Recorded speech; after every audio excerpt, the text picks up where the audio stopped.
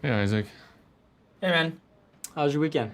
Oh, I guess I'll start with Friday. So I left the office and then the elevator, like key card, wasn't working this time. So I actually talked to the lobby guy and then he sent me down. I realized I didn't have my keys. So I had to come back and I talked to the lobby guy again and he was not happy this time. And then I just,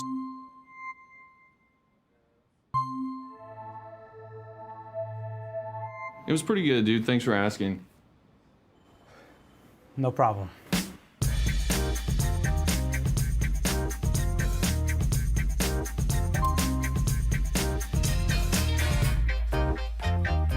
Hello and welcome to the Rich as Fuck podcast, the show where we talk about money, life, investing, and all things yachting. Today, I have the honor of having a very special guest, Scott Melker, aka the Genie of Gainesville, aka the Wolf of All Streets. What a legend for coming on the show. Everybody listening, please remember that this is not financial advice. This show is purely educational and informative. With all the boring shit out of the way, let's get into it. Hello, Scott. Welcome. It's great to see you again. Great to see you again as well, although better on a boat than on the camera, to be honest. So for those that don't know, I am, and I'm not even allowed, I'm not even sure if I'm allowed to say this, and if I'm not, we'll edit it out. But I know Scott because he was a guest on our boat before. Yay, crypto for affording charters.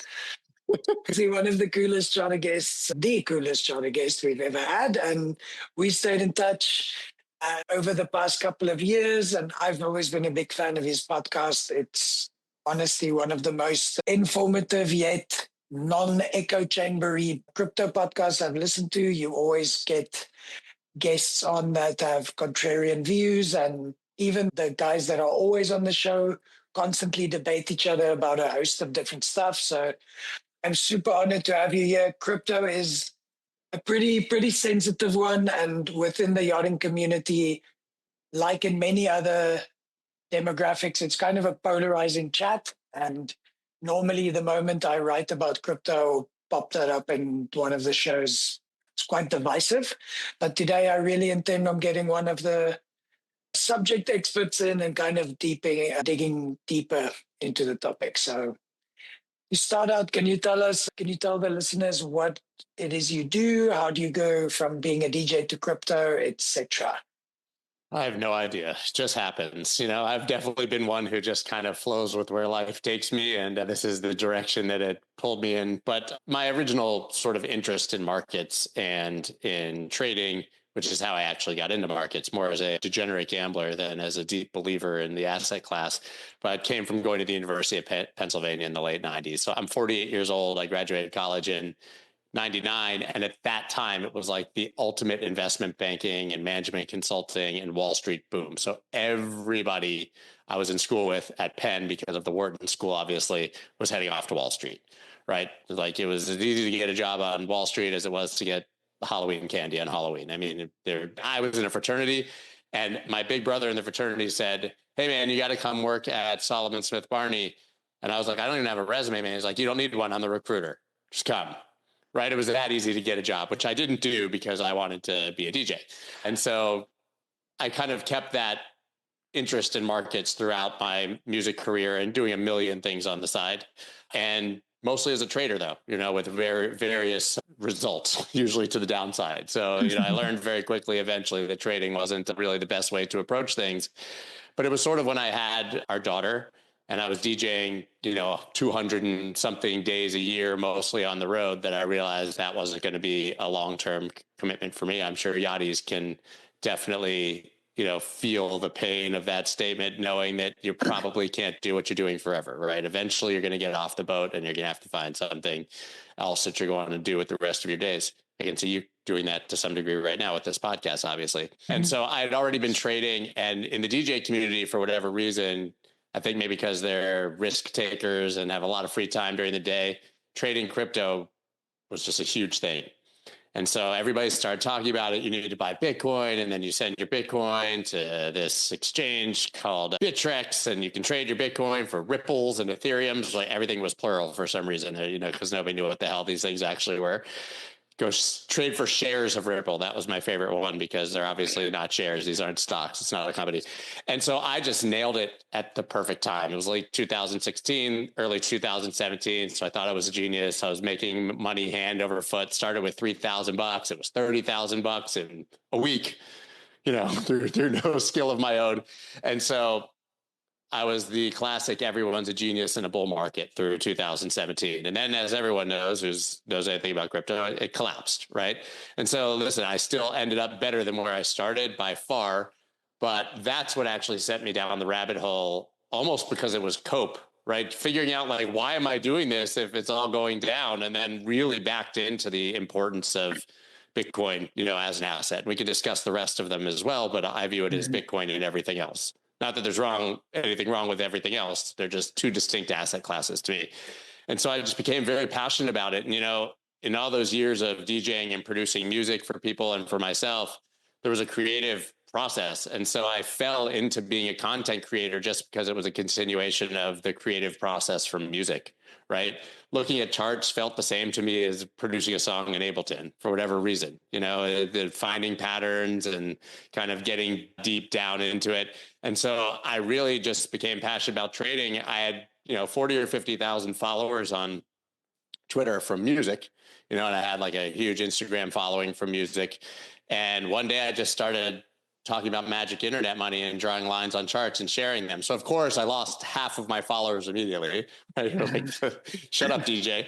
And then for whatever reason, because there were some successful trades and good ideas, I started to gain a following, and it went from Twitter to me thinking, this needs to be longer form. So I started writing a newsletter. Then the newsletter got popular, and these guys I knew from Blockworks came and said, you should start a podcast. And I said, what the fuck's a podcast? Because I never listened to one or heard of one in my entire life. It's like, late 2019, early 2020. And I would love to say there was some master plan of this transition, but it just kind of snowballed, and I became more passionate about it. And therefore, because of the way my mind works, I wanted to talk about it more, which meant creating more content, which meant more followers, which meant a hunger for more content. And, it just continues to the point where it becomes what you do all day. That's a pretty cool origin story. And I kind of like that you connect your creativeness from music to something like economic charts, because I think that's not something someone would say naturally. That's a really cool way to land into it. And I kind of want to double click there what you said on Bitcoin and alternative crypto assets being two different asset classes, because I myself fell into the rabbit hole. One bull run later than you, one cycle later in 2020. Also thought I was hot shit, made a lot of money overnight, paid off a lot of debt, bought a car for someone back home, like felt pretty cool. And then overnight, FTX happened. I didn't have any of my holdings on a ledger or a cold storage wallet. So I basically got fleeced with all of my assets sitting on an exchange. And expensive lesson, and not that I went all in. I'm pretty risk averse in general. But that was my genesis moment to kind of figure out what is this that I'm investing in. And that sent me on the belief as well that we are dealing with two different animals here. Bitcoin, yeah, I mean, there's a lot, and we're going to dig into this. I see a future in the rest. The rest is a tricky one. You can throw things at the wall, and if it sticks, and there is asymmetrical return potential in a lot of these different assets. But today, for our listeners, for yachties that really don't know what's going on in the crypto sphere, I want to double click on Bitcoin. So a lot of people reckon that if you can't explain something like you're 5 years old, you don't really understand the concept. So I want you to explain what is Bitcoin as if I am a 5-year-old child sitting in a chair. It's easy for me to imagine because I've seen you play with my 5-year-old, and you're roughly equivalent. Honestly, so I've always kind of long joked that Bitcoin and crypto as a whole like need a new PR director. It's a bunch of tech nerds trying to explain complicated concepts to average people, and I think it has been alienating and has made it actually a much harder asset class to understand than it should be. So I think before I give the 5-year-old explanation, it's important that most people understand that they probably themselves don't know what money is or where it comes from. And so there's a basic education, I think, that's important on understanding how money comes from, how money's created, where it comes from, why it has value. That's probably a basis for getting that basic understanding of Bitcoin. But we'll go ahead and assume that people know that money is basically like any other shared belief. It has value because everybody believes it has value and because it's backed by the power of the military of your government, right?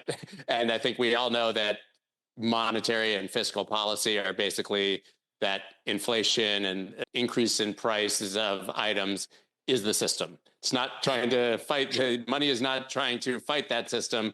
The system is that the price of things will go up and that the value of your money will go down.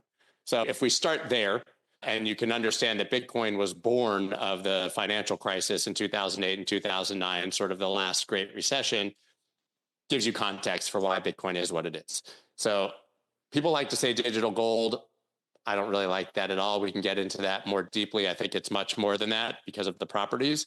But at the very basic level, Bitcoin is decentralized money backed by energy and science that cannot be controlled by any government or any single entity. And it's naturally deflationary because every 4 years, the new supply is decreased and there will only ever be 21 million Bitcoin. That's literally all you really need to know, right? Your money that you use every single day, you want to spend as fast as possible before it loses value. Bitcoin, you want to save as long as possible because it's mathematically programmed to beat your dollars or your currency in value over time. So people who approach life with a long time horizon and think about investing or their money over a long period of time want to own something that's likely to appreciate in value and that there's not going to be more of. It's really very simple. So you can get into the million reasons people think it's a scam or why that doesn't work or misunderstandings on why it can be hacked or it's just numbers in a computer. I understand all those things, but we all use the internet in our phones and you don't have any idea how those work and it doesn't seem to bother you. You still use the internet in your phone, right? And so you can, I think, use that same level of trust with Bitcoin if you truly understand it, but even if you don't. So there's a million reasons you would want to own it, which I think is also very compelling. We can kind of talk about those as well. But at the most basic level, it's money that is created outside of a government that cannot be altered and is backed by math. So I want to double click on that statement. So especially on the math and the science aspect, what do you mean with it is backed by science and math? To mine a Bitcoin, which is kind of a strange term. We say mining, and I think that's because of the digital gold reference. They just call Bitcoin miners because people view it as digital gold. But the only way to create a Bitcoin is basically to solve a very complex math problem. And that math problem basically doubles in difficulty every 4 years, hence the rewards become half. And that's where the deflation comes from. But people set up these complex mining rigs, a whole bunch of machines that use a whole bunch of energy to race to solve this problem. And so roughly every 10 minutes, a block is completed, and that's the blockchain. So I know this is where it starts to get complicated, and these are things you don't necessarily need to know. But it can't be hacked. It can't be changed. Every transaction, basically every 10 minutes, goes into a block, never to be altered again. So you get this endless chain of things that can't be hacked or changed. And to basically confirm that block, to confirm those transactions, someone gets a reward in Bitcoin for doing that. And that's it. And that algorithm can't be hacked. We can talk about quantum computing and all these things that could eventually, but as things stand right now or to the foreseeable future, it can't be hacked and it only becomes more difficult, which means that the rewards decrease. So if you want to just think about it in economic terms at the most basic level, if supply is decreasing and demand even stays the same, what happens to price? Everybody's taking Econ 101, right? Right. So if demand is outstripping supply, then price naturally goes up. And although it's volatile and goes up and down, you can see that over time, it's been the best performing asset since inception. It's a good explanation. And that was definitely my light bulb moment. That was my aha moment, was the fact that this is the first asset class known to man that has a fixed supply. I think the digital gold reference is also likes to be thrown around because gold in our current, and it has been for centuries, is the most scarce asset, but you can always find more gold. We can go dig here in my garden tomorrow and find more gold. Bitcoin Really? cap 21. I'm coming over. Bring the shovel. Yeah, Bitcoin cap 21, supply of 21 million. And that for me was the aha moment, especially in a world where money printing happens so freely and there's just absolutely no monetary discipline. And our currency gets devalued so intensely. I don't think the average person on the street really understands that even if you're saving diligently, you are fucked in the long term. Well, there was a time when you wanted to save in money and not in assets, right? Obviously, talk about the gold standard or when gold was money and go deeply into the history of money. But in theory, a quality money should be your savings. You shouldn't have to go hire a financial advisor just so that your money doesn't lose value over time and take risk to do so. And that's what everybody with money has to do. You have to buy stocks, you have to buy real estate, you have to buy all of these things, and then you have to do well enough with it to outperform inflation, basically, right? Just so you don't lose value. Does that seem to make sense to you, that you should have to outperform your money by using your money to buy other things? No, it's completely irrational. So your savings account, money should not just be something you spend. It should be something you save. It should be the savings vehicle that outperforms everything else. Just in a world of fiat money, which is, off the gold standard, where they are going to, as you said, be irresponsible, run up the debt, print more money to solve every problem, send out stimulus, you can't save money. Like when I was a kid, you saved money, even in the 80s. I mean, as crazy as it was, interest rates were like 14% or something. I could put money in a savings account and earn 10% a year at that time. That was crazy, right? You didn't have to do anything else. You didn't need to buy stocks. You didn't need to buy gold. Someone might give you a bond for like $50 that in 10 years becomes 100, but your money actually went up in value, at least kept pace to some degree with inflation, or you felt like it did. Yeah. Now that we've gone into this environment where like zero rates became the expectation, it's insanity. You're just never going to beat inflation unless you find something to invest in. That's a broken system.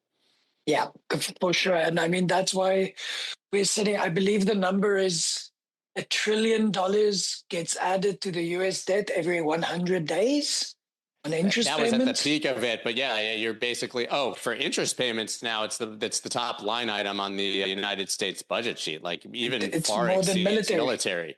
Yeah. I mean, you're talking about $1.2 trillion a year just in interest payments on the United States debt. And that's a debt that, to your point, is increasing by trillions a year. So those are going to only go up. That's what you call a debt spiral, last time I checked. And people can find mental gymnastics to talk about how strong the United States is and how that will be solved. But in the history of mankind, no debt spiral has ever been solved by anything but default and collapse. Yeah, hence all of Ray Dalio's theories about the change in world order, right? Yeah, for the fourth turning. But listen, a lot of guys like him end up getting discredited right before they're correct. Like they say it for years and they say, listen, I don't know when it's going to happen. And people say you've been hyperbolic and crying and saying that this is going to happen forever. And then it doesn't happen. Then the guy dies and like you go through a 10-year like depression or something like historically, And so it's very hard to time these things, but it's inevitable. No global reserve currency has ever lasted forever. The United States dollar has had a very long run already historically. No leading civilization has ever lasted as the leading civilization forever. And it's almost always because of money. Even the Roman Empire collapsed because of money, right? People can talk about all the reasons the Roman Empire collapsed is because they used solid gold as money.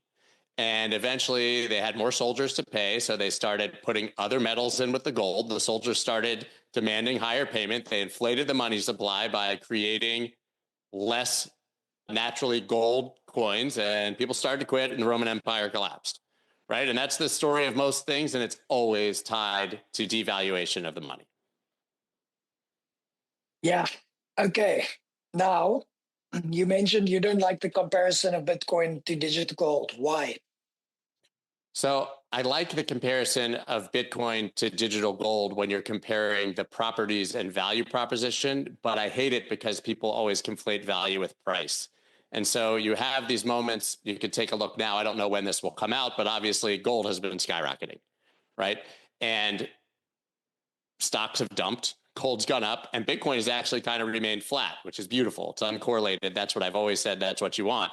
But the minute it doesn't trade exactly like gold, people start to say that the digital gold narrative is stupid because they conflate price with value. But if you look at the properties of money, what you would want, you want your money to be harder, not softer, right? Fiat is the softest form of money. It's inflated, all these things we've talked about.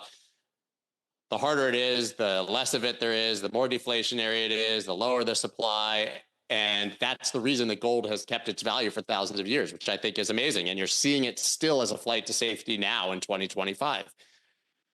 But Bitcoin is superior to gold in literally every single way, right? So maybe not in price today, if you look at it, but think about all the problems that gold has as actually being money. So it's a great store of value to whatever degree, which is one property of money. But then you have to talk about how you actually use it. Like, think about the divisibility of gold. If we actually ended up in a Mad Max future society, which I don't think is going to happen, well, how easy is it to take your bar of gold and pay someone $10? Right? You're going to go slice it off and weigh it and do all those things. Well, Bitcoin is basically infinitely fractionally, right? Mm-hmm. So you can fractionalize Bitcoin down to a few pennies or lower. So it's much easier to actually use, right? Think about portability. You want your money to be able to move. If you're running from your government and crossing a border, are you going to take a truck full of gold? Or you can take your Bitcoin seed phrases in your mind anywhere you go and it can never be confiscated, right? You don't want your money to be able to be confiscated. Just think of all the properties you would want from your money and think, do I want something that's heavy and physical for that? Or do I want something that's light and digital and fast and cheap for that? Right. And so the digital gold narrative makes a lot of sense if you're talking about the properties, but you have to then accept that Bitcoin is far superior for all those reasons. But it doesn't mean that if you buy it and there's a moment of global collapse that it's going to behave like gold in the short term, right? And so it's just this price versus value thing is very frustrating. There's also people who say gold trades like a tech stock, right? And I like, it's a risk on asset. Well, if you're from Wall Street and you view literally everything as a tradable asset, then yes. But if you're a libertarian or you're someone who believes that you should have control of your own money, none of that matters because you want to own Bitcoin because you want to own Bitcoin, right? And you don't want something that's controlled by the government or Wall Street. So it's so many things to so many different people that I think just saying digital gold and that becoming the prevailing narrative is really diminishing to the value of it. The explanation. And I just want to zoom out there on something. So you keep on mentioning fiat money, and obviously in these circles, it gets thrown around. But for those who don't know, tell us what you mean by that and how that ties into 1971 when President Nixon took the US off the gold standard. Yeah, I mean, it's basically a currency. Fiat money is a currency that has no intrinsic value, right? We always talk about what is intrinsic value, but it's government backed. It's not backed by any commodity like we are in the gold standard. And it's completely controlled by a central bank. You can go down a deep rabbit hole of who controls the central banks, but I can promise you it's not the government, right? And so this fiat money gives you a hell of a lot more flexibility to move things around for trade and all those, which some view as superior, but it's basically a paper certificate with no real backing that can be printed endlessly. So as you mentioned, I mean, there's a long history of the gold standard. So 1971 was kind of the straw that broke the camel's back. Obviously, there was a time before that where the United States had a contentious relationship with gold and the Great Depression and things like that. But basically, the idea was that every dollar was backed by a certain amount of gold sitting in Fort Knox, in a bank. So you couldn't print more money unless you had the equal value in gold sitting behind it, right? And the minute that we went off that standard, governments became free to use their currencies basically as weapons to fight against each other. And that usually means a race to the bottom, right? Making it cheaper so you get easier trade and devaluing it and printing more. So that's what you have when we talk about fiat currency. You have currency with no backing that can be infinitely inflated by a government as long as it doesn't inflate too far. And it's generally backed by trust in your government. And who trusts their government in 2025? I would say very few people. And so, what do you want? You want something that is a bridge between gold and that, right? Because for all the reasons that we said before. Got it. Clear. Biggest myth about Bitcoin in 2025 that still annoys you?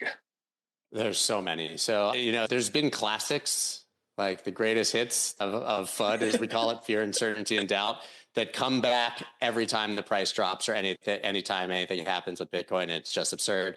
One of my favorites, obviously, is the energy debate, that it's going to boil the oceans, that it's using enough electricity to end the entire planet in 5 minutes, right? And first of all, you take a rational look at that, and like washing machines and Christmas lights use more energy than the entire Bitcoin network. So it's just a matter of what you choose to do with your energy. But in the very early days of Bitcoin, when the network wasn't using as much energy, it was more reliant, I would say, on dirty energy or, coal and things like that. But as the industry evolved, and mining especially, what happens is the miners that are successful go to the source of the electricity. And so a hydroelectric plant in China or an oil field in Texas, that's where the huge mining fields are. And what people don't realize is that most energy is wasted, or at least 40 to 50% of energy that's created is generally wasted, especially in the case of oil in Texas. There's what's called flaring. And so when they're creating electricity from oil, a ton of it is flared off and is wasted, right? Well, Bitcoin miners go to the source and they use the flared, wasted energy that would not have been used otherwise to power their miners almost exclusively. So there's literally no energy extra being used by Bitcoin miners in those cases. So if you don't understand that, you just look at the amount of electricity being used. Yeah, I understand. But saying, that Teslas are bad for the environment because the charger is using electricity or something, right? It could still be better, but everything uses energy. There's just no way. And to be honest, what's killed that debate even more than anything probably is that AI uses a hell of a lot more electricity than crypto. So there's a new enemy, right? But, the classics are always the environmental FUD. And of course, that it's only used for criminal activity and for drugs and smuggling. Cocaine and prostitutes and yeah. I can't remember the exact statistic, but I think it's like 95% of United States bills have like cocaine residue on them. It's amazing. Yeah. So if you're hating Yachties are responsible for like 84% of that, I've heard. But I'm trying to guess. I was going to say, actually, guests on yachts are responsible for it. But the yachties just get it in tips, hopefully. But yeah, but in all seriousness, I mean, if Bitcoin gets blamed for facilitating criminal activities and endeavors, then they should just basically burn all the bills and start anew. It's just human nature. We all know that cash is the best thing for criminals. The thing about Bitcoin and cryptocurrency is they're public blockchains. They've been used to track down more criminals than have been able to succeed using it because the transactions are literally public. Yes. So it's literally just nonsensical. And at the end of the day, Bitcoin is an agnostic technology, right? So people are going to use it for good. People are going to use it for bad. The argument that Bitcoin should be banned because there's a few illicit transactions on it is really no different than saying that Tim Cook should be in jail and Apple should be, not allowed to make phones because drug dealers use phones to facilitate deals. It's really literally no different. So it's just nonsense. Yeah. And tell me, how does the little guy win in Bitcoin? Why is this such a different asset class when it comes to retail investors versus financial institutions? Well, the beauty of Bitcoin is that everyone wins at every level as long as they're willing to be patient. Right. So we all know that it's extremely volatile and everybody wants to puke a little bit when they put $100 into something and they turn around a month later, it's $40. Right. But in every case with Bitcoin, if you had just waited a little longer, it became $400. Right. Mm-hmm. So I mean, if you're doing it as an investment, never invest in anything you can't afford to lose. But I do it in my mind as savings. And if that's not something I'm going to spend tomorrow anyways, then I don't really care about the volatility. But at the end of the day, Bitcoin is a savings account to me, right? For all the reasons we said before, it's money that should grow in value as it becomes more scarce. And that's a hell of a lot better than putting dollars in the bank. And frankly, as I also said before, nobody here, myself included, is a professional investor 24/7, 365. And that's what you need on your team to make your money outpace inflation. Bitcoin can do that on its own. It always has historically. So just slowly dollar cost averaging, not worrying about the price you buy it at, with no plan to sell it anytime soon, kind of like you would save for your retirement, you're going to win. You're going to win. It's just that people can't handle the volatility and they can't stomach looking at their balance. I mean, there's a reason that if you are an investment advisor, you tell your customers, look at it every 6 months. Like your whole portfolio, check it quarterly and we'll rebalance a little bit, talk about your goals. But if you look at it every day, imagine if people looked at the value of their house on a chart every single day and panic sold their house when it went down 10%. View Bitcoin as real estate, something you're holding for the long term that you don't want to sell immediately. And it takes all of that out of it. But the little guy wins because they're going to beat inflation over time if they slowly buy Bitcoin. Yeah, and I believe the number is no one that's ever held Bitcoin for longer than 4 years has lost money. Awesome. So what comes with that, and that ties into money psychology, especially for people amongst my generation and younger, the whole instant gratification craze and people wanting 2x their money right now. And unfortunately, because it's often put in the same WhatsApp group as all these other crypto coins, it's tough to stay disciplined because every month diligently dollar cost averaging into Bitcoin and buying $200 on every Thursday and just ticking. And then I go to a yachting event and I hear about someone that put $1,000 into fart coin and overnight made $100,000. Human emotion is like, oh, big FOMO there. I'm like, fuck, I could have done a bit of exposure to that. But this guy's not going to sell when that's at the top, is he? He's going to hold on and think that the 100K is going to turn into a million. And that's paper it. gains. You never sell. You never listen, people who say, so this is the reason you dollar cost average is because let's say Bitcoin's $100,000 and in your mind, you're like, I'm definitely buying if it goes to 80,000. I can promise you the minute it's at 80,000, you're panicking and you're going to buy at 70 because it's at 80. It's got to be going to 70. Well, I get 70, it's going to 50. There's no way, right? You're never going to buy the bottom and you're never going to sell the top. It's just not going to happen. And to your point, the guy who makes 100,000 in Firecoin either wastes or loses that money and round trips it and loses their initial investment 99 times out of 100. I've learned it the hard way. I think anybody who's been here a while has learned it the hard way. But, this is kind of like an old anecdote I think my grandfather used to tell me about. He said, any fast money, you're just renting it. You're borrowing it until you hand it to the next person who's the rightful owner. Like there's really no such thing as making and keeping fast money. So that's why 30% of 50% I think of people who win the lottery are bankrupt within 3 years, no matter how much money it is. Now that we have gone over the dollar cost average strategy, which we're going to zoom into a bit more in a few questions. One of the most frequent questions I get, and I also posted a question poll on my Instagram for you, and pretty much 90% of the questions were in line with this. Is it not too late to invest in Bitcoin? It's definitely not too late. The price is, you shouldn't even look at the price for all the reasons that we said before, because once again, price and value are not the same. So as long as you assume that the government is going to keep doing what the government is doing, then there's no price that's too low for Bitcoin. And if you want good examples of that, look no further than Michael Saylor or any country or any company that's just now starting to dollar cost average into Bitcoin, right? Michael Saylor is a bit of a unicorn, obviously, for those who follow his company, MicroStrategy, now known as Strategy. But he basically just keeps raising debt in dollars, cheap debt, and taking his inflating dollars and using it to buy Bitcoin, right? And many people think it's aggressive. I think it's absolutely brilliant.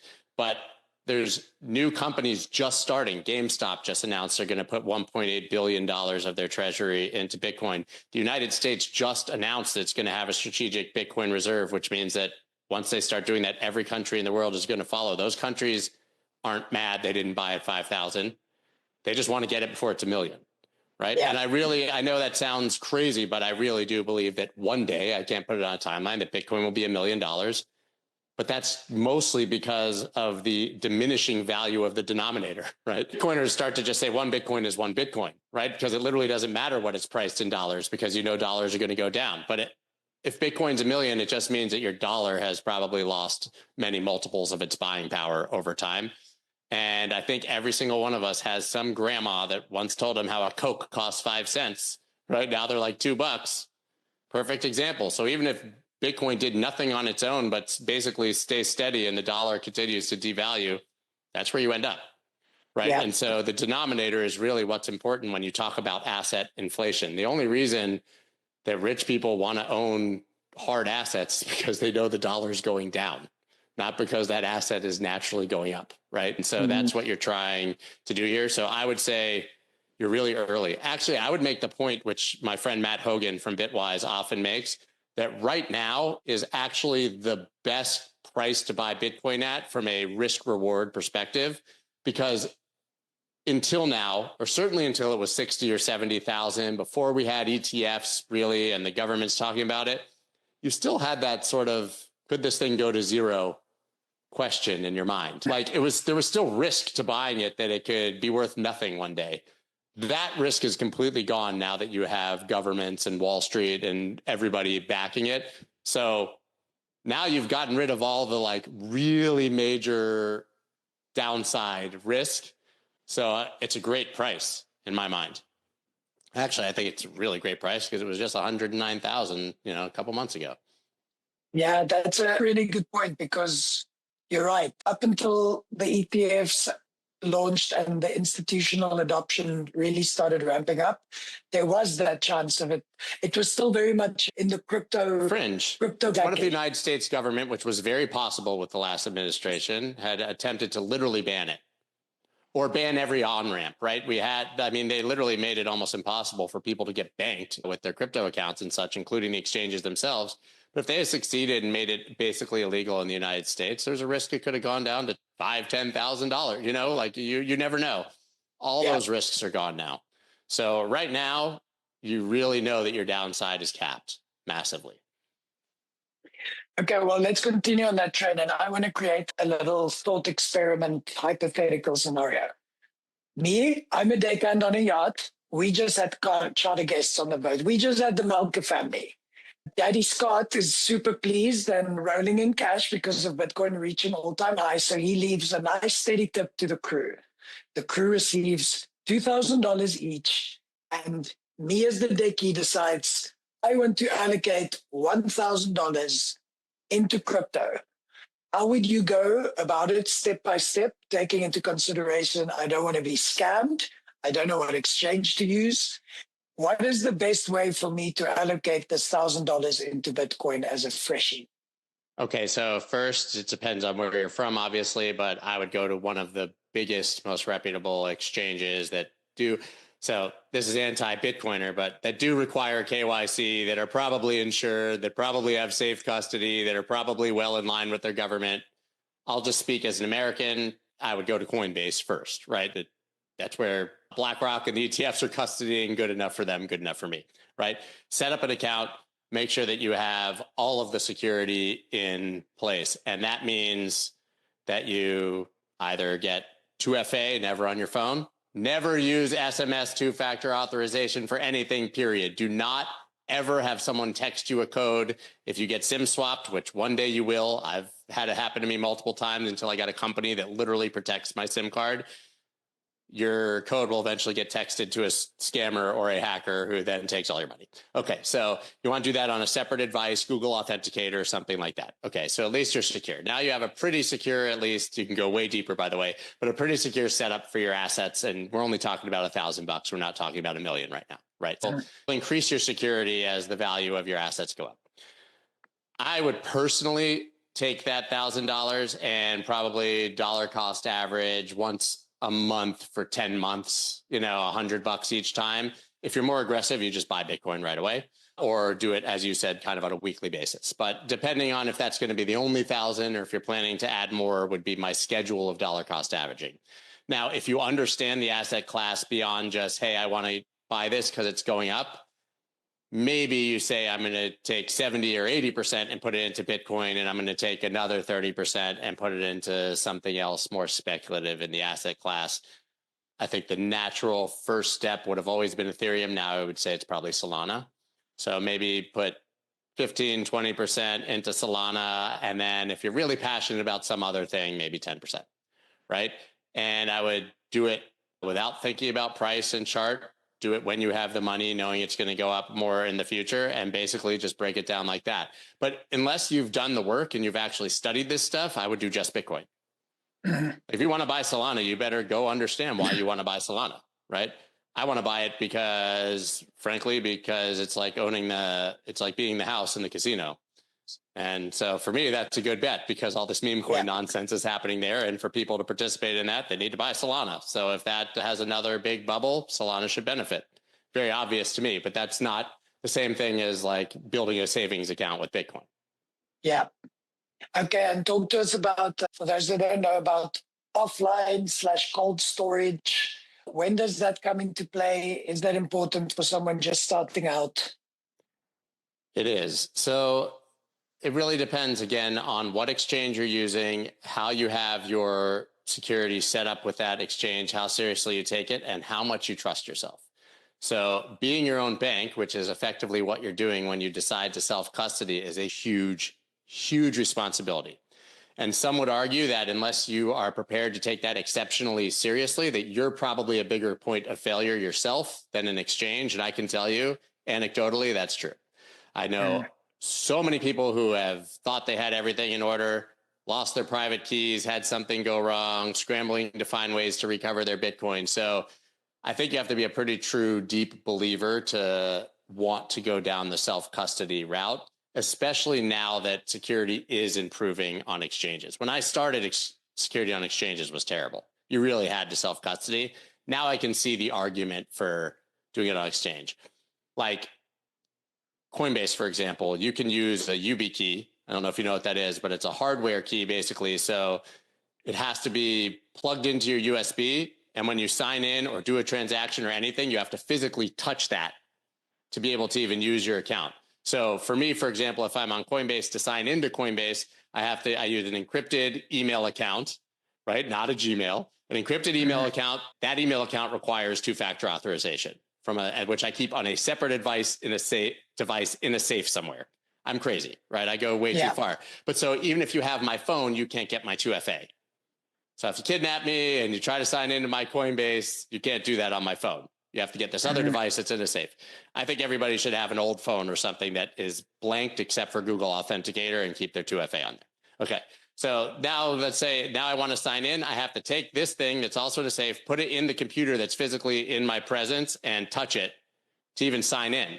And I have to do the same for transactions. Oh, and by the way, if you want to add another bank account or anything or a wallet to withdraw to, you also have to have that thing.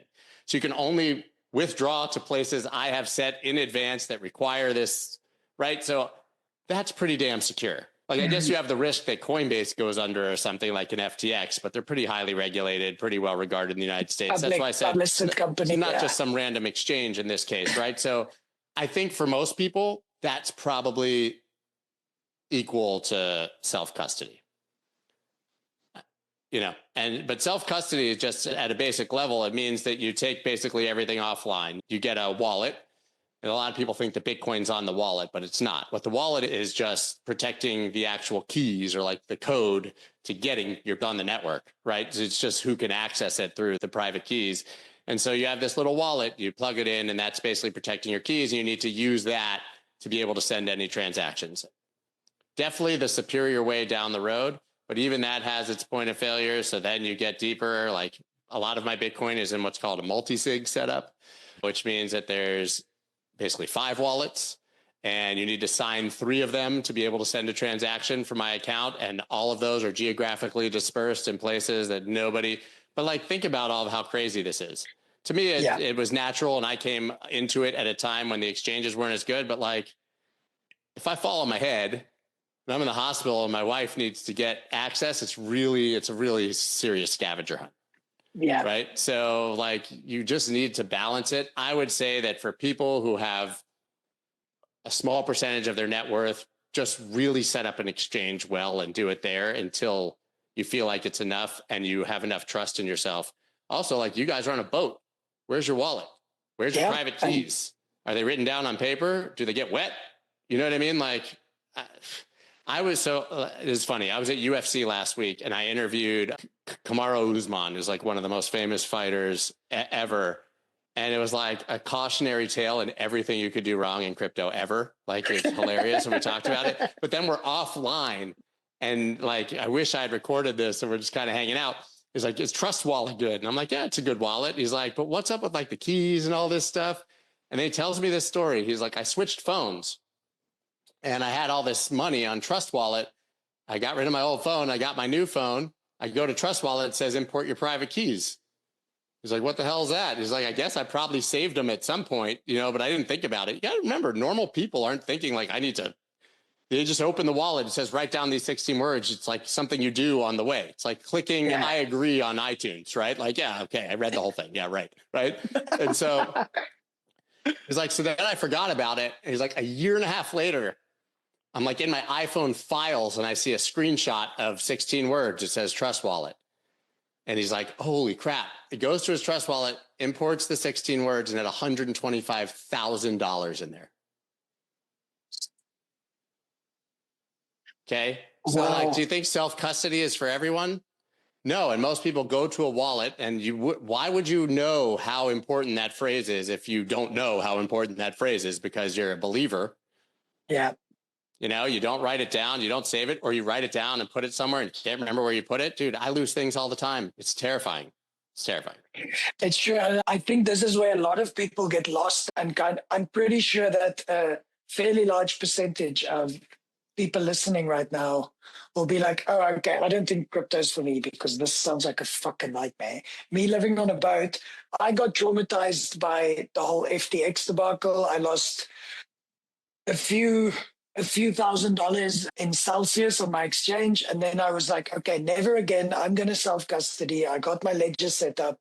And then because I have a unique situation living on a boat, which is firstly very fire prone, secondly, very sink prone. No offense, Captain. But I went and made little dog tags, little pet tags, engraved them. They are dispersed on 3 separate continents. So in different family members' safes. Yeah. So I have that. I have redundancy.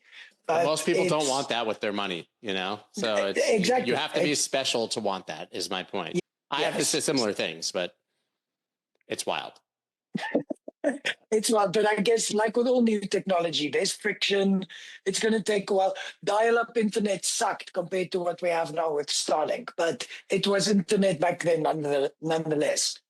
Okay, so now that we've covered those steps, and thank you for that's a pretty thorough run through, let's talk about the Bitcoin 4-year cycle and then your top tips for bull and bear markets. So the 4-year cycle has not repeated as anticipated this time. And I think that's because of the institutionalization and just mainstream acceptance of Bitcoin.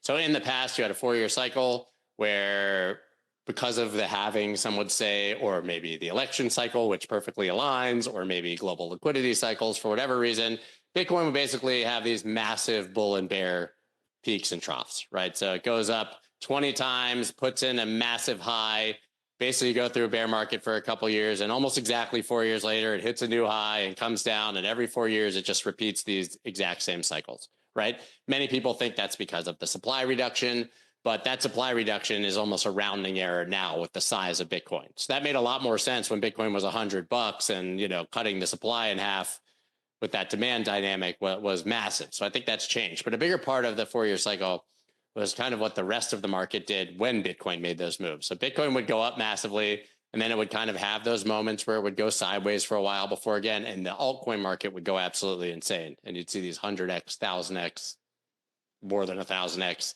gains. That hasn't happened this time at all. Right. And so I think that's because most people are just buying Bitcoin. And back then it was the same people that wanted altcoins and wanted Bitcoin. So when Bitcoin got quote unquote boring or went sideways, they would go try to find a way to compound their money faster, and they would use their Bitcoin to buy altcoins. And that's sort of why that cycle happened.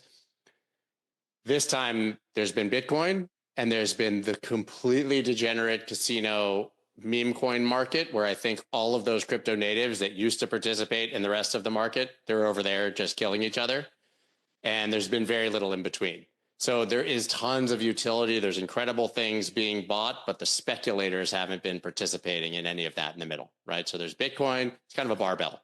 Got Bitcoin, the most crazy, degenerative, speculative stuff on one side, and then everything else is a flat line in between, right? And so I think to some degree, the 4-year cycle is dead in that way. It doesn't mean those things won't have their moment, but I think you have to be more selective. It used to be that you could just throw a dart and wait a week and your thing would go up 5 times. You know, I think that those days of super easy money are probably pretty much gone. And if you're participating in that, it's in meme coins. Instead of it being over months or 6 months, it happens in 6 hours.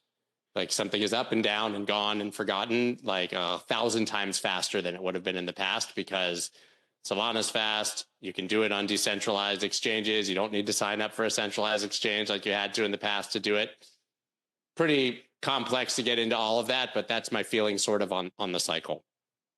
If you look at the investment wisdom of any of the greats, the famous trading quotes, the famous investing quotes, they're always about having cash and buying everything you can in a bear market.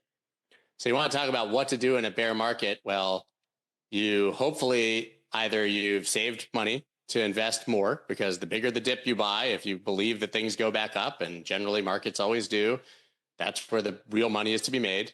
Like the famous quotes, you know, buy blood when it's in the streets, even if it's your own. Look at what Warren Buffett's doing. Guy's got over $300 billion in cash. How has he done that? By selling Apple and all these great companies into a bull market, and then being patient because he believes that a massive correction is going to come and he's going to be able to buy more, raising cash in the bull market. So listen, if you're buying Bitcoin forever, like someone like me, it doesn't really matter. I'm just buying Bitcoin, right? But if you even have a little bit of trader in you, or you're trying to compound, well, when everybody says it's going to 1 million and it's at 105 and it seems like euphoria is starting, you sell a little bit. And then when everybody tells you it's going to 0 and it's completely dead and it's at 70, you buy a little bit. You buy, right? And frankly, if you're new to this, you are probably your best counter indicator. When you want to buy, it's always going to be because your like Uber driver finally convinced you that like this is the greatest investment of all time. But when has the Uber driver or the barber ever been right? Right? If he's hearing about it and he's telling you to buy Fartcoin because it's the new paradigm, you should be shorting Fartcoin. Right. Well, you should just be shorting Fartcoin. But, and, you know, and when they're all, and everybody's depressed and has lost everything, that's the blood in the streets. And that's when you buy. And every investing great will tell you that same thing for hundreds of years. So listen, at the end of the day, I would go back to our original theme: buy high, buy low, don't care, right? Just dollar cost average. But if you're playing in the rest of the market, if you make a quick 5, 10x, sell it, sell some. If you ever have, this is maybe a better lesson. If you have profit to a level that it will meaningfully impact your life, even if you think something is going way up, sell some. Bottom line, like you live on this planet one time, and it's really fun to see your portfolio balance really high or up or down or low. But if you can do what you did, listen, as much as you had those bad experiences, you did pay off your debt, and you did buy someone a car, and you did do things that meaningfully could change your life with that money. You succeeded. You know, like you can't always compare yourself to what could have been. Trust me, I was one of Voyager's in that same collapse, one of their biggest creditors, right? I lost more than I can stomach on any given occasion when I think about it. But I've learned every hard lesson. It's been terrible. You know, I've learned them as well. But if you can do something that will make your life better, whether that's pay off a debt, even if it's take a trip, something you've really always wanted to do, I would always take the experience over the portfolio balance. So I would say in a bull market, if you can improve your life, sell something. I'm not saying like you, and by the way, you don't have to make like binary decisions. It's not like sell it all or buy it all. sell 10% and go on the trip. Yeah. It's fine. Enjoy life. It's the roll ball, the lifestyle chips.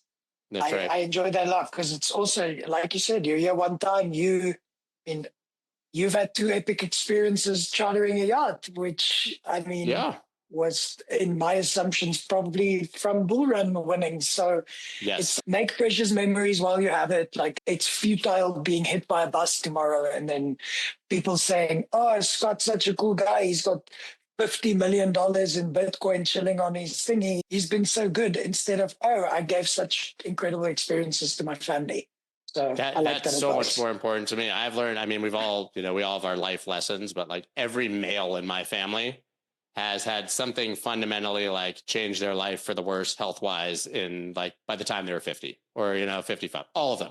And so I've always learned the lesson that like saving everything for my 65 or 70 retirement so that I can do all the things I would have loved to do now when I'm 70 just makes no sense. That's not how I approach my life. Anyone who's listening, you're probably mostly young. Like the value of an experience when you're 25 is exponentially greater than the value of the same experience when you're 75.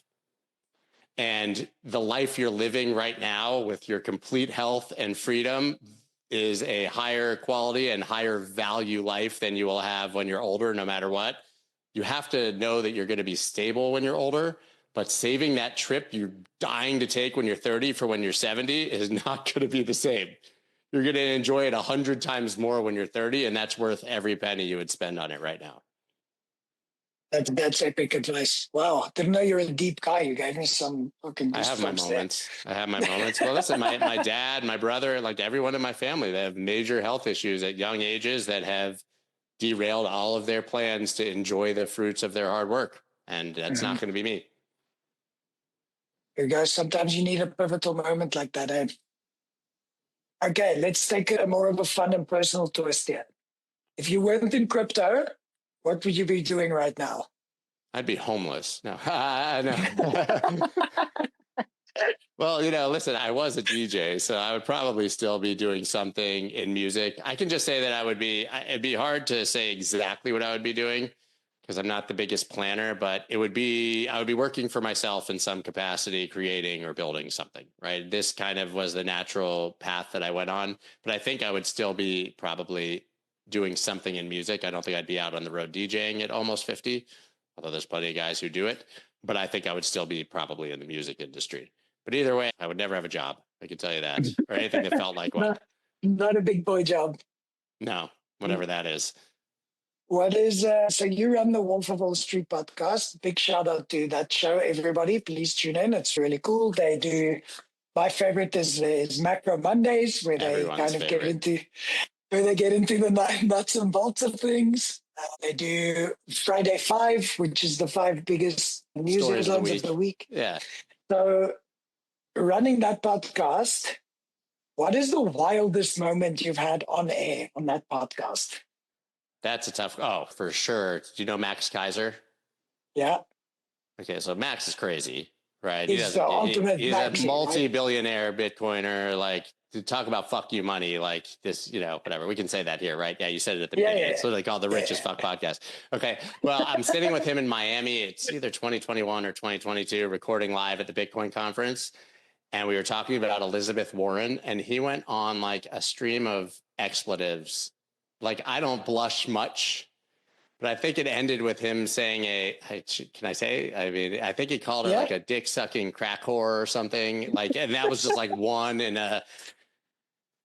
and then we like had this debate as to whether to publish it or not. And like, you can say whatever you want on my shows too, but man, it was deep. And so like listening to him just off the rails about Elizabeth Warren was probably the craziest. I mean, we've had a lot of fights and arguments and crazy things and personal things, but talking to him when he's really going for it is a unique experience. Yeah, well, I mean, I don't think I would ever have the capacity to get him on a show, but that is good to know because good clickbait, but piss off the big female cohort. Okay, what is your most unpopular crypto opinion? Something that pisses off the Bitcoin maximalists or the crypto boys in general. What is your unpopular opinion? That's really a tough one, but it just depends on with which audience, because crypto is so tribal that it's really easy to piss off any of those people by just talking about any of those other people. Bitcoin maxis are like the most easily triggered people in the world. If you even talk about crypto, if you even acknowledge the existence of Ethereum, for example, there's Bitcoin maximalists who will call you names that you never even knew and will never make it to the dictionary. So being in my position and having the audacity to actually talk about the entire asset class, whether favorable or in a negative way, pisses off Bitcoin maxis, right? Now you got the XRP army. Those guys are the most oversensitive. Not all of them. I'm going to get in trouble. I'm sure XRP is wonderful, but all these tribalistic, mine is the best, anything bad you say, I'm coming after you for the rest of your life, is very crypto. Imagine taking every sports team in the world and how much they hate each other and putting money on top of it. Well, that's what you have in crypto, right? It's not only is it your passion, you were born here, or whatever, but your money is also at stake when you make an opinion. Yeah. And so I would say the most unpopular opinion is being objective and talking about all of it, because there's literally nobody that wants that. You know, the meme coiners don't want to be told that their shit is a scam. The Bitcoiners don't want to be told that there's anything of value anywhere else in the market. And then there's this wide spectrum of people in between. So every day of my life, when we choose a topic, we know we're going to alienate 25% of the audience. Well, I guess that kind of makes all of this exciting too, because it's finally there's some excitement in finance, you know? Yeah, I mean, it's like being in Star Wars. Let the hate flow through you. You know, it empowers you. Yes. Okay, for newbies entering, once again, most of my listeners are yachties stumbling upon this channel to create a life of wealth and abundance. I'm really big on assigning resources to them. So for our current topic, what are books, podcasts, anything you can point them in the right direction to get started? So, yeah, I mean, you got to read the Bitcoin Standard by Seyfuddin Amos. I think everyone points to that as their kind of aha moment for why Bitcoin matters and why the rest of the system is so broken. He also wrote the Fiat Standard as a follow-up, which is excellent. It kind of speaks to whether you believe Bitcoin is the answer or not, you're going to very deeply understand the problems with the system in a way that is very palatable and very clear. So I would absolutely just start with the Bitcoin Standard. Listen, I and many others write newsletters and have podcasts. It just depends on what you want to learn about, right? If you deeply want to care about Bitcoin specifically, there's a lot of Bitcoin only podcasts that are probably much better than mine. I think Robert Breedlove is great. Natalie Brunell is great. A lot of them that I listen to very frequently. I mean, if you want to go more down the sort of all encompassing route, I think my show, probably, we work very hard to educate people on those things. Bitwise, which is one of the issuers of the ETFs. Matt Hogan, their CIO, is just incredible, and he writes a letter every week. I'm sure it's on the Bitwise site, but you can get it via email. It just really breaks down how kind of the questions he's hearing on the road, all these questions why isn't it a scam? Why would I put and he just answers them in simple terms as he would to an investment advisor. And so I think that's a really good place from an investment perspective to start and understand. Listen, I would just steer clear of all of and I'm not saying they're bad people or any of it, but anything that is how to get rich on X, or that being blank, not X, the platform, or this is how to 1,000X your money tomorrow, or $1 million Bitcoin by next week. Here's how, right? I mean, everybody has to do clickbait on YouTube. We're all guilty of it because otherwise the algorithm won't watch it. But you can tell, take this trade on my exchange account for an affiliate fee. You can tell kind of who's trying to educate you and maybe who's trying to profit off of you, and for better or for worse, right? But I would just steer very clear of the get rich quick shows and titles. And I think that's probably what most people see first. To your point, you're in those WhatsApp groups, you see them talking about, they shouldn't even know what Farcoin is. You shouldn't, if you're looking at the right content and learning from the right places, you should never even hear that name or understand it, right? You're in a dark circle there, my friend. Yeah. Yes. So that's good advice, and you're right. The algorithm does spit out the all caps and the crazy thumbnail, and then a gazillion links for exchanges. the old pyramid scheme links. So yeah. And I I don't, agree. honestly, I just want to say clearly, I don't think that those are bad people. I don't think they have bad intentions. They're running businesses and they know how to get things to click. It's just, you got to be very careful because they know that more people are going to watch if you try to promise them a quick path to wealth. And it's just not my style to pretend there's a quick path to wealth.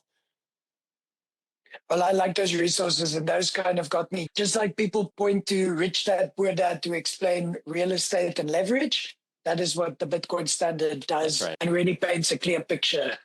I also read another one called, a tiny little book called Magic Internet Money, a little book about Bitcoin, which was pretty interesting. I've never read that. Yeah. I forgot to write that, but that really dumbed it down for those that aren't really familiar with certain financial jargon. Yeah. Okay, and then to close things off, I posted a Q&A on my story, and I've been hit with a few questions. Okay.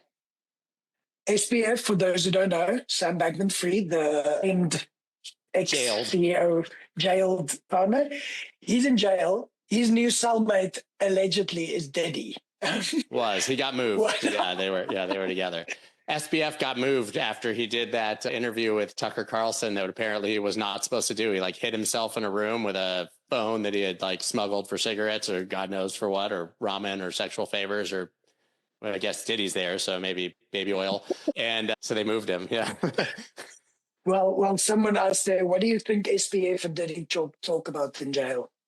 So Tucker Carlson asked him that. And he was like, I don't really know Diddy beyond jail Diddy. I don't know the other Diddy, but he's very kind and nice to me. And I think he's a very personable guy. I probably think that they either talk about ways to escape using baby oil to loosen up the locks, maybe. I don't know. I wouldn't want to be anyone around Diddy in jail, to be quite honest, based on what I've heard. So I'm sure that SPF doesn't get much choice as to what relationship he has with any of these people based on his stature and personality, but well deserved. It's a good answer. Then, rapid fire, Dogecoin, yay or nay? Okay. I mean, it depends on the reason. I think that Dogecoin, it's not rapid fire, but I think that it's transcended the meme market and has enough of a community and sort of narrative that I think it will go up with time. I don't think you want to be owning Dogecoin in 100 years, but I think it could be a good trade or something you can hold for a while. It will go up again. Especially because of the acronym of the current Department of Government Efficiency. Elon just needs to decide one day that he loves it again, and it's going up. So that's why I'm holding on to a tiny portion of it for the day they start funding. Love. Yeah. When I came into crypto, that was the thing I traded the most when it was a fraction of a penny and you could only trade it against Bitcoin. So I still have a soft spot for the original meme. It's awesome. And then I have one from your lovely wife, Emmy. Oh, God. When are you taking me on the yacht again? Well, now that apparently everyone we like is leaving the yacht and is not going to work on it, we're going to... How about this? Maybe when your Yachting Investor is so popular that you've outpaced me, we'll just go get on a yacht together as guests. You heard it here first, folks. Sorry for my fellow yachties. I will be served one day. Yeah, it's happening. I already see it happening. They don't know, but it's going to happen. And now, listen, now that it's on the other coast, my kids ask me about it every day because they're so spoiled, right? My son was like your co-captain the entire time in his own mind. But I would love to do that now that it's going to be out on the other coast. Well, we'll get there again. Thank you, Emmy, for your valuable input into my show. Shouldn't my answer just be when we get a real bull market again? I mean, it's the obvious answer. When Doge goes to the should moon. be connected to a price target. When Fartcoin hits 100 billion market cap. God, that will be the day. And then to finally close things out, final words for the next generation of investors starting out in a crypto world. Well, that's the beauty of it, is that they are starting out in a crypto world. So as hard as it's been, the growing pains of explaining these things to people, our kids will all be crypto native. And more importantly, they're just digital native, right? As confusing. Bitcoin is as confusing to me when I heard about it as TikTok, right? I mean, everything digital just doesn't make sense at a certain age. So I think it's important that they will be growing up in a digital world. I think that everything they trade and invest in will be tokenized on a blockchain at some point. And that's not a crazy notion.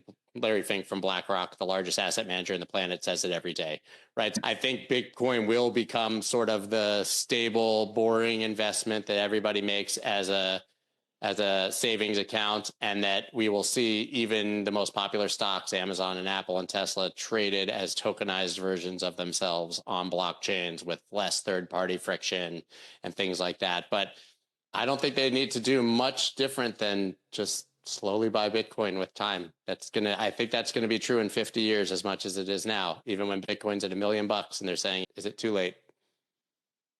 That's epic. Thanks, Scott. I really appreciate your time today. I'll be sure to add links to your podcast and newsletters, which I thoroughly enjoy, in the show notes. I'm really suspecting this episode is going to pop off, so I really appreciate your input. Can you add a GoFundMe for my next yacht trip? It will piss off my entire cohort of yachties, but yes, we can do that. Come on, man. Just the market, the market. Thanks, Scott. I really appreciate it. Hope you have a good day. Thank you, man. Always good to connect.